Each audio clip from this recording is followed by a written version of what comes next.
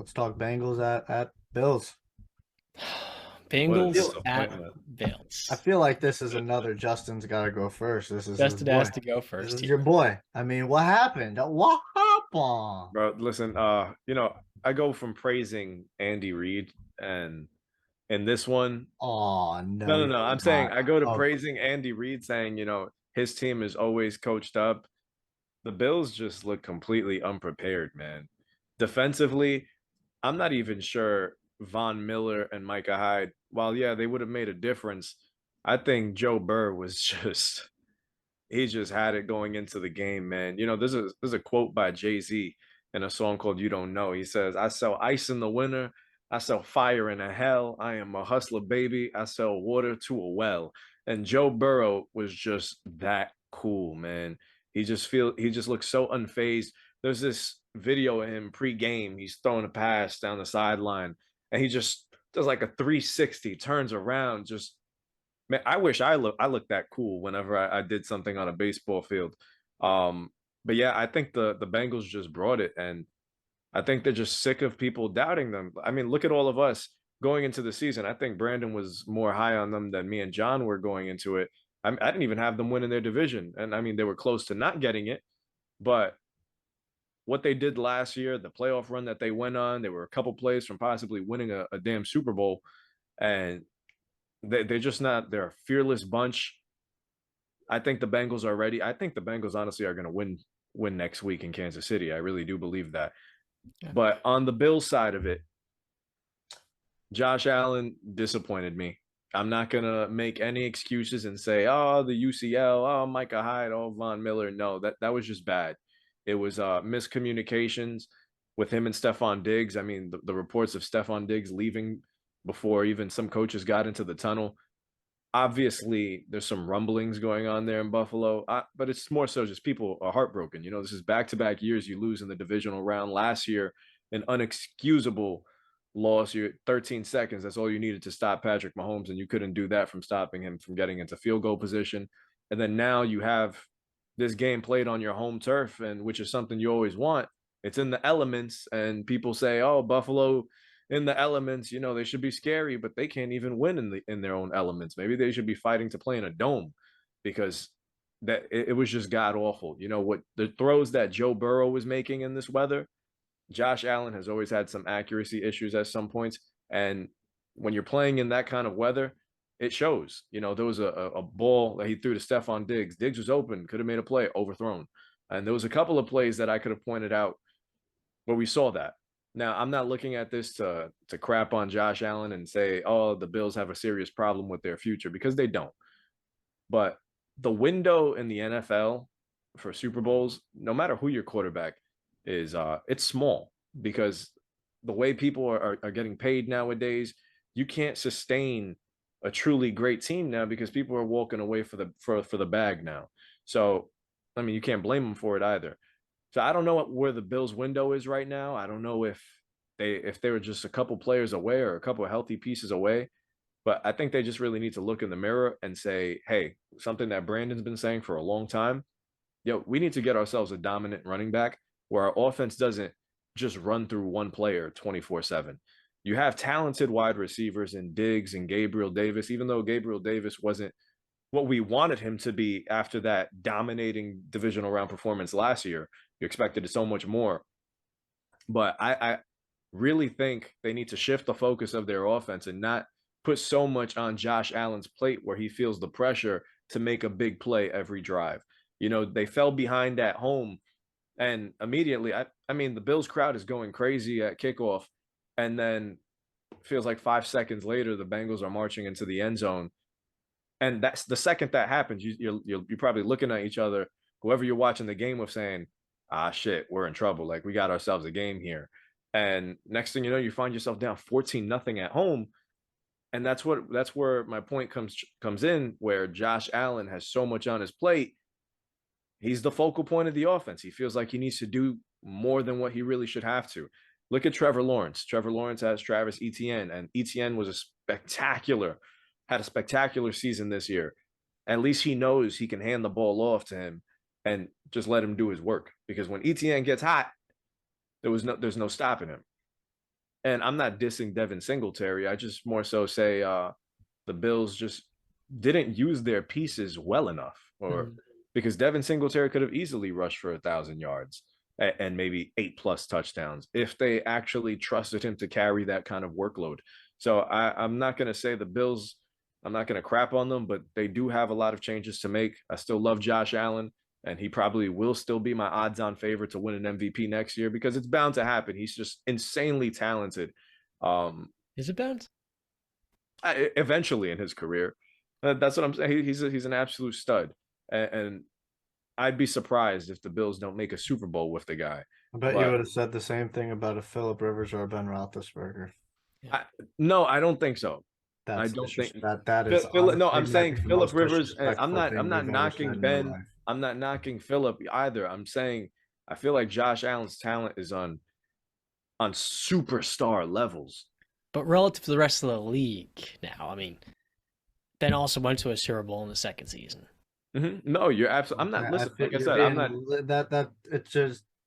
What did you say about them? I'm sorry. What you said is that you would believe that Josh Allen would win an MVP. You've got to believe it somehow in his career. And I said, well, you would have probably said the same thing about a Ben Roethlisberger or Phillip Rivers in 2005, 2006, and it just never happened. Understood, but I feel like Big Ben was never putting up numbers like this up until he got the killer bees, where he started to throw for 30+ touchdowns. Yeah. Josh Allen is going to give you 35+ touchdowns plus 5-6 rushing touchdowns. Unless Stephon Diggs decides he's had enough and he's going to leave him, and then we might see Josh Allen revert back to. I believe that is just that's in the. No, I can agree with you, but I'm just saying where there's smoke, there's fire, and we've seen Stephon Diggs do this before, where he gets irritated with his lack of targets, lack of production, lack of impact on the game, and I'm just saying 2 years in a row, like you've said. Devastating 3 years, really. I mean, AFC Championship. Yeah, no, you're right. 3 years. Two divisional rounds where you don't even reach the pinnacle. And this year, you were heavy Super Bowl favorites. Everybody walked into the season, except for moi, saying the Bills are going to the Super Bowl. The Bills are going to win the Super Bowl. I mean, literally, the entire NFL Network's lineup, they all picked the Bills to be in the Super Bowl. All of them. We saw Week 1 versus Los Angeles. Yeah. And they were, and that was an incredible game by the Buffalo Bills. They played great. But again, this has happened 3 years in a row. Josh Allen, the Buffalo Bills, couldn't get the job done. I don't want to hear, and not from you, Justin. You didn't say it. You said I'm not giving injury excuses, but I don't want to hear any injury excuses of the UCL, Von Miller not being there, Micah Hyde, the offensive line being shaky. Lack of run game. I don't want to hear it because guess what? Go look at Cincinnati. They're down 3 starting offensive linemen, 3 of them. All right, they're missing probably their best cornerback, I believe, Trey Flowers, or arguably their best cornerback. Awuzie, too. Awuzie, too. He was gone for a lot longer. Trey Flowers actually had a chance to be in this game. That's why I bring him up. So you just look at that and you go, I mean.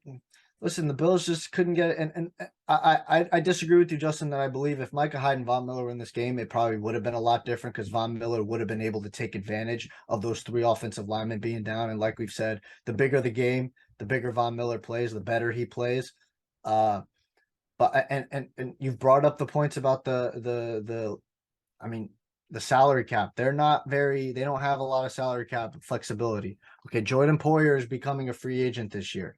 That's major. He is probably going to leave because I don't think you have the money to pay him what he thinks he's deserved and earned. So it just, and you see Micah Hyde's probably going to be coming back. He's going to be coming back off an injury. Von Miller going to be coming back off an injury. You gave Von Miller a hell of a contract. Josh Allen's already sealed up. Stephon Diggs has got a contract. I mean, you're better hitting the draft. But yeah, talking about that was just a quick rant. That I was just like, it's 3 years, man, and I'm sick and tired of the Josh Allen. Because I mean, we're gonna get into the Cowboys game. I don't know how you guys personally feel about it, but it's just like. Just the difference in how people talk about certain quarterbacks. And it's just Josh Allen, I feel like he gets a lot of a pass. He is very coddled by the media. No excuses. Joe Burrow is better than Josh Allen. I said that coming into the season. You guys both said I was. You didn't say I was crazy, but you guys did not believe that statement. I know John has definitely come around to that. Justin, I don't know if you have finally awoken to the truth of the matter that Joe Burrow is a better quarterback than Josh Allen. He's actually been a better quarterback at every stage of Joe Burrow's career. Joe Burrow has been a better quarterback than Josh Allen. You go back to college. You can go back to compare their rookie years. Yes, you can. I'm not fighting. I'm not fighting. Okay. I thought you were nodding your head. No, you go back. I'm nodding my head in disappointment. Okay, you go back to their rookie years. Their second year, Joe Burrow's in the Super Bowl. Third year, Josh Allen had that MVP jump. He went to the AFC Championship. Guess what? Joe Burrow's third year, he's in the AFC Championship for the second time, probably going to the Super Bowl because I'm picking the Cincinnati Bengals to go to the Super Bowl. But yeah, the run game, like I said, was going to be a major factor, especially with the conditions. And you look at the Bengals, 34 carries, 172 yards, a touchdown, 20 carries, 105 in a tub was for Mixon. He had a great day. The Bengals, like Justin said, the Bengals just came in and their offense walked the Bills down.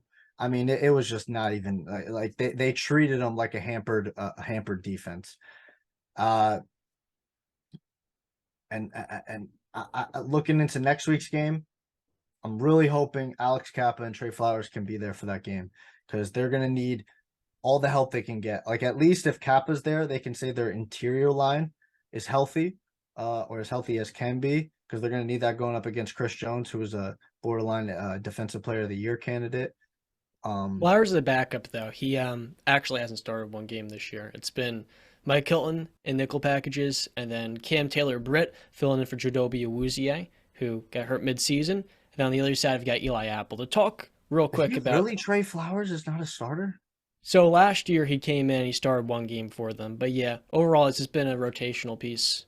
Wow. So I want to talk about... I would say he's better than Eli Apple, but go ahead. Eli Apple's pretty solid. I want to dive into this Bills salary cap situation. This offseason, they have $40 million in cap space. And some key free agents, Trayman Emmons, their linebacker, really great player. Tremaine Emmons, great season. And then, like you mentioned before, Brand, one of their best defensive backs as well missed this game. Look, you look at what the Bengals did offensively, and you compare that to what the Bills' production was. You can't blame Josh Allen for his team getting ran all over in the trenches. And I see this often with defensive head coaches. Sean McDermott's pretty good, but one thing you can't deny, when you're not the offensive mind dialing up the plays, Belichick, when he lost Josh McDaniels, he's had a tough time finding the replacement. Mike Tomlin loses Bruce Arians, had a very tough time finding a pretty decent offensive coordinator, especially after firing Todd Haley. Then last but not least, Sean McDermott loses Brian Daboll. Look, there's only so many great young up-and-coming offensive minds in football. With Buffalo, I think they do miss Brian Daboll. Ken Dorsey did a nice job this year. He's been all around the NFL, but Dorsey didn't call his best game. Did Josh Allen play poorly? No doubt. Justin talked about the 3rd and 4, Ailman on a 25-yard pass or Stephon Zag. Come on. In the rain, in the cold, in the snow, it's hard to throw the football. One thing you can't deny with these heliocentric quarterbacks, it feels like a Nikola Jokic in Denver or Trae Young in Atlanta. When they are the system and they don't have a running game, the offensive line is not very good, and the defense is missing 5 to 7 starters.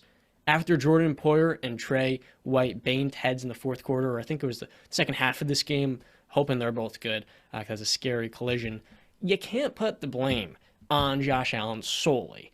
That being said, we can acknowledge Allen was outplayed by Joe Burrow.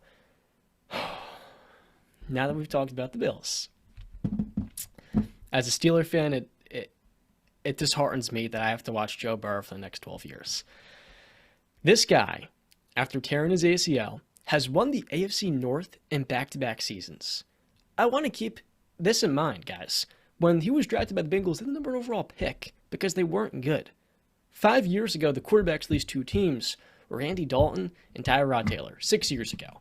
And it's crazy how much something can change. Joe Burrow has accomplished more than any other first-round pick.